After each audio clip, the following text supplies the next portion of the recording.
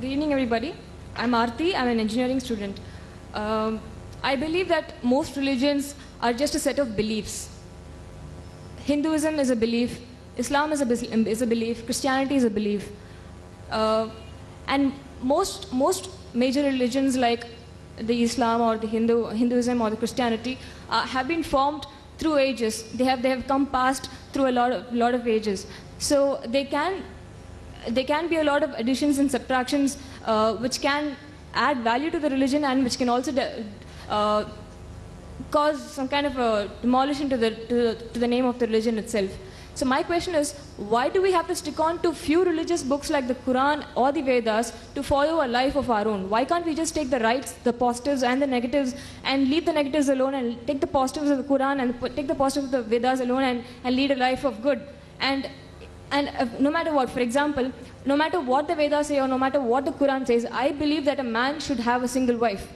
And I would definitely not agree upon the fact that the Vedas contain something like that or the Quran contains something like that. It is up to my conscience to leave off the negatives of however great a religious book might be and take the positives of the book alone. And why are we here to even discuss about why are we here to even discuss about the differences and similarities between the two great religions? Why can't we just take the positives of both religions and just lead a life of our own? That's my question. Sisters asked a very good question. A very good question, a very relevant question. That why should we follow religion? Why Hinduism, why Islam, why Christianity? Why not follow the good things of all? And that's it. Finish. Who will decide what is good, what is bad?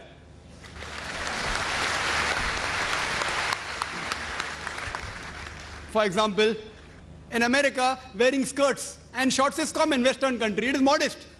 So for there, wearing skirts and shorts is modest. If you wear in Chennai, if a girl walks on the streets with shorts and skirts, you will call it immodest, including you, sister. Even you say she is immodest. So what is modest in America is not modest here.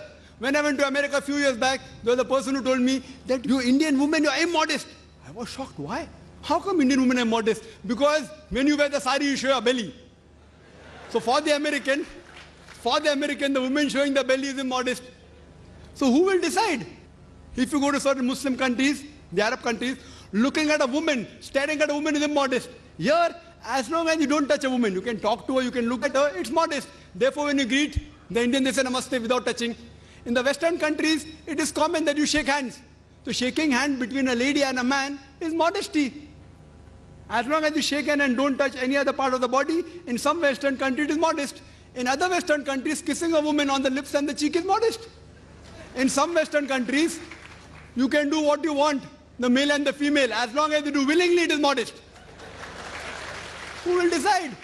Who will decide? Who will decide? If you go to America, there are nude beaches. There is a ship, I read in the Times of India 2 months back, a nude cruise. Nude. Everyone in the ship will be nude.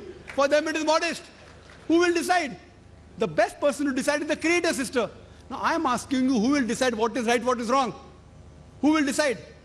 And if you say that select the best, I am with you. I agree with you, sister. Select the best of all the religions. So that's what I have done. I have selected the best from the Vedas.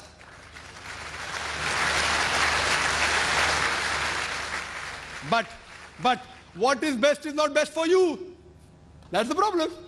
I'll discuss that also. I challenge any human being to point out a single principle of Islam which is against humanity as a whole. Single.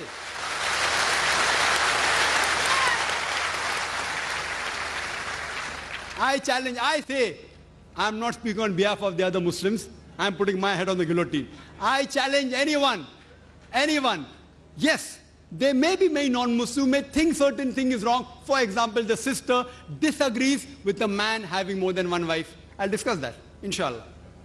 After I give you the answer, you'll be convinced, inshallah, God willing. You'll be convinced. For example, if you ask a problem, 2 plus 2 is how much? If you don't know the answer, I'll give you the answer. Now, once you know the answer, you get convinced.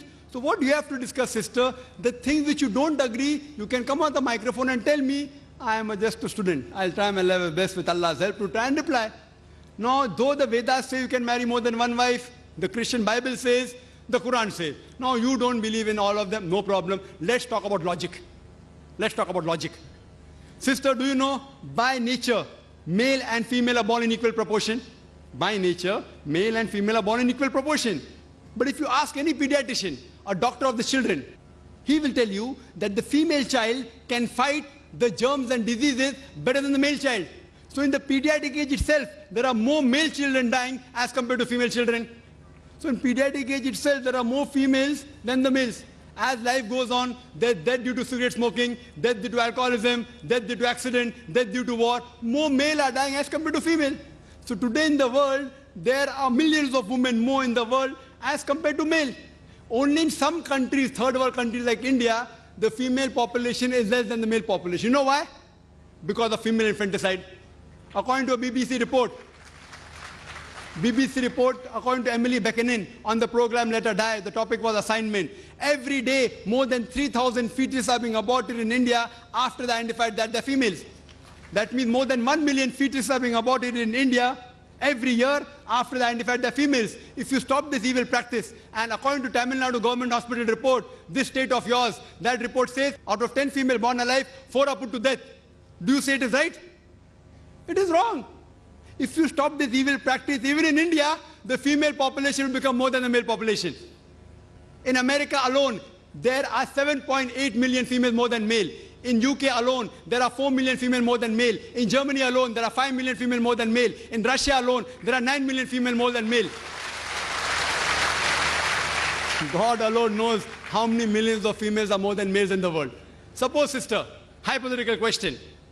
Suppose my sister happens to live in America. Or suppose your sister happens to live in America, USA, and the market is saturated. Every man has found a woman for himself.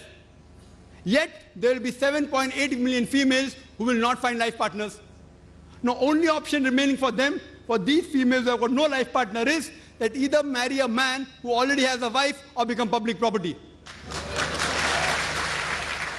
You may say, public property? Brother Zakir, such a harsh word. Sister, it is the most sophisticated word I can use. I cannot use a better word.